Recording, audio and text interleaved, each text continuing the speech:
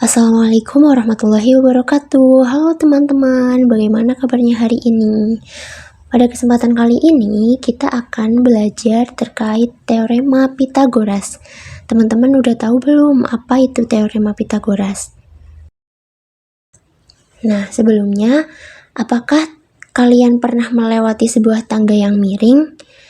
Bangun datar apa yang terbentuk dari tangga miring dengan tembok? Dan bagaimana kita mengetahui panjang sebuah tangga tanpa mengukurnya secara langsung?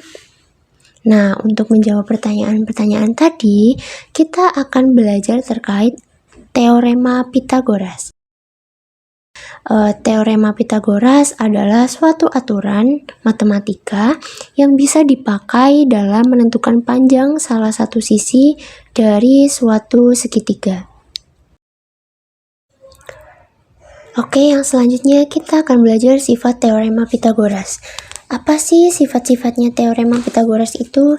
Yang pertama, teorema Pythagoras hanya berlaku pada segitiga siku-siku.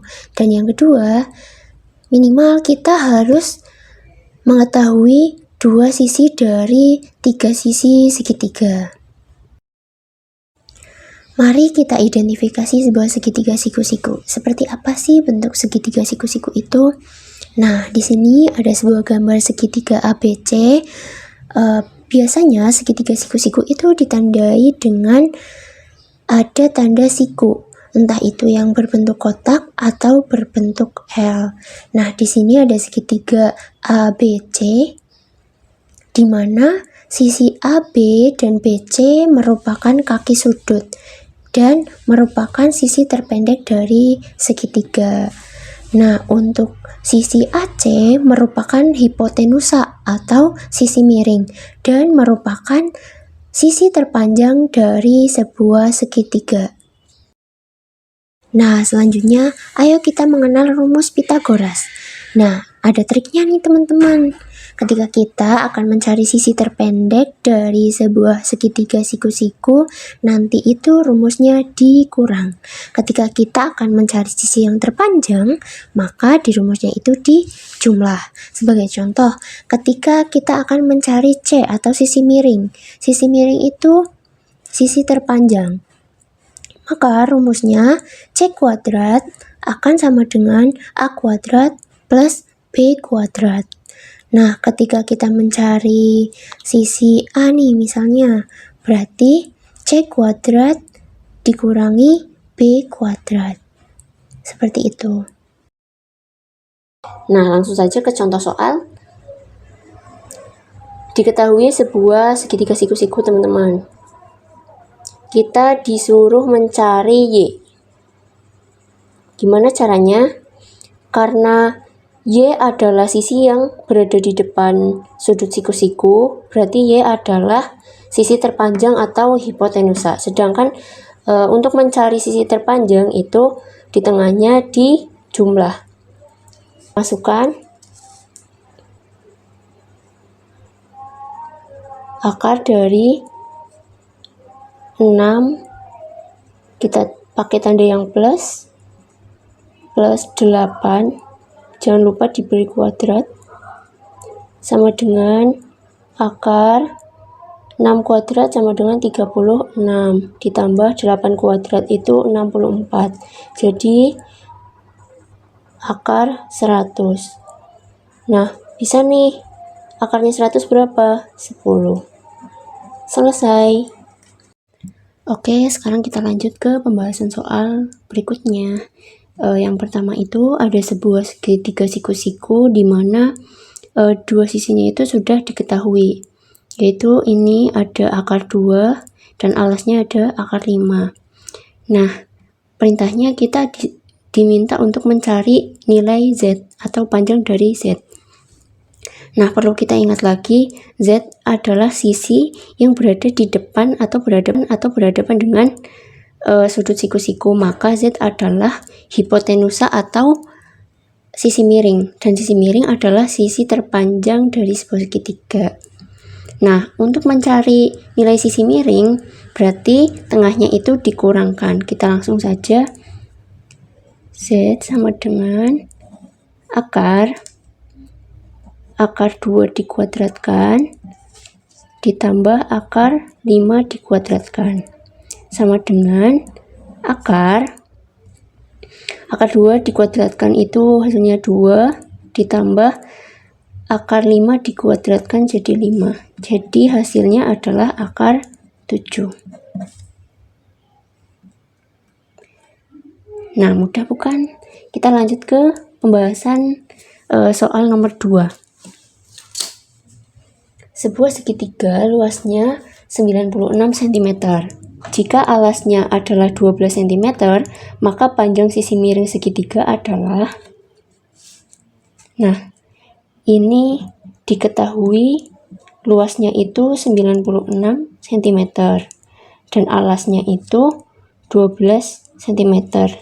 Yang ditanyakan adalah sisi miring. Kita andaikan X. Untuk rumus luas segitiga sendiri itu luas sama dengan setengah kali alas kali tinggi. Nah, luasnya kan sudah diketahui yaitu 96 sama dengan setengah dikali alasnya itu tadi 12 dikali tinggi. 96 ini bisa dicoret jadi 6 dikali T. Maka T sama dengan T 16. Nah, untuk tingginya sudah ditemukan ya, 16. Nah, kita gambar sebuah segitiga siku-siku.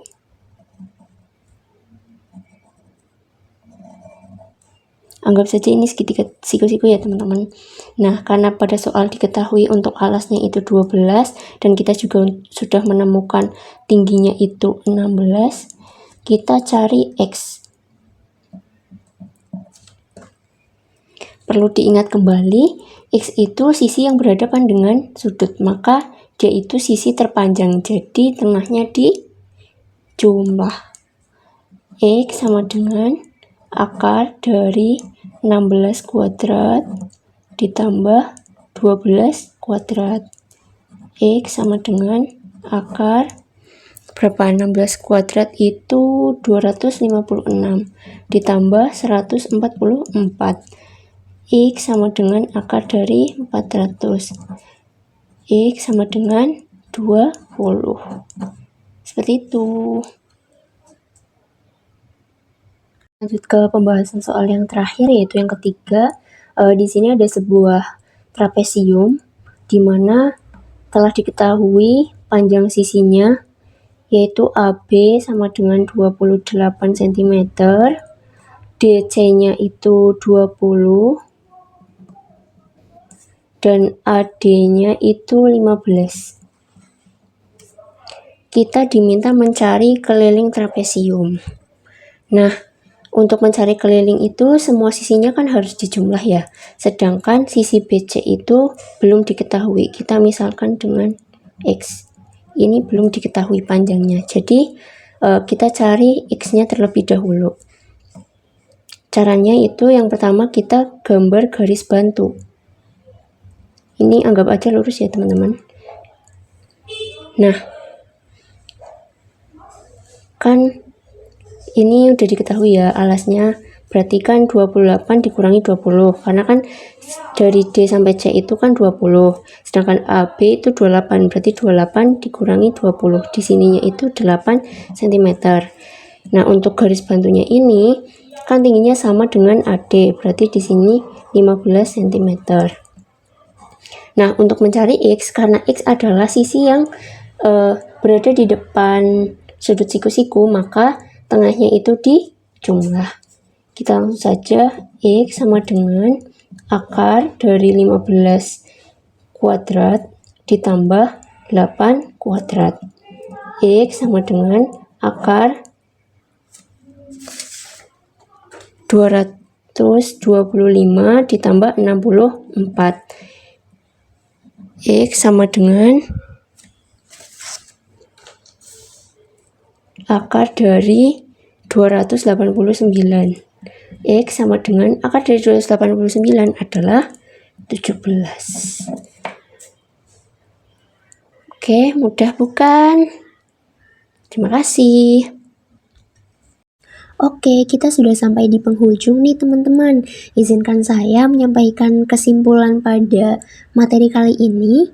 Kesimpulan dari teorema ini menunjukkan bahwa ada hubungan tetap antara sisi-sisi dalam segitiga siku-siku yang dapat digunakan untuk menghitung panjang sisi yang tidak diketahui jika dua sisi lainnya diketahui.